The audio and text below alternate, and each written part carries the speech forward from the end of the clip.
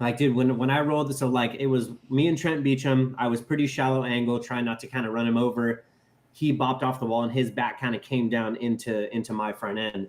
Right. And big hit, whatever. I've like definitely hit shit way harder than that in that car before. And then as I like keep it out of the wall, the front end is low. I'm like, okay, the shock's probably bent, and the tire definitely doesn't have air in it. And then I look and I see there's a crack running up the windshield, and I'm like, oh shit.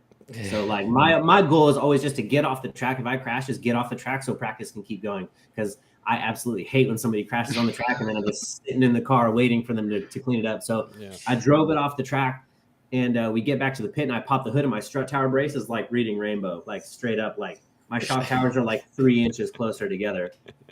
And I'm like, oh shit, we got a long night ahead of us. Like this is bad. It was bad.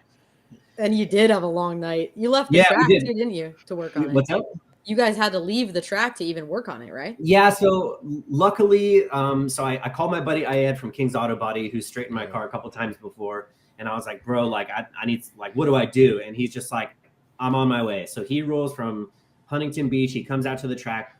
We strap one shock tower to the like the hitch of my dually, my truck. And then we strap one shock tower to my race trailer and put a porta power in between, and we took the turbo off to give us some more room, and we just started pushing and pulling and taking measurements, and we actually got it pretty close.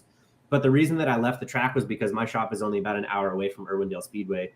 Gotcha. So we drug it back here because I wanted to do some welding on it, because there's a thin piece of metal that connects like behind the shock tower to the shock tower, and that was fully split. Like I could put my whole hand in between there.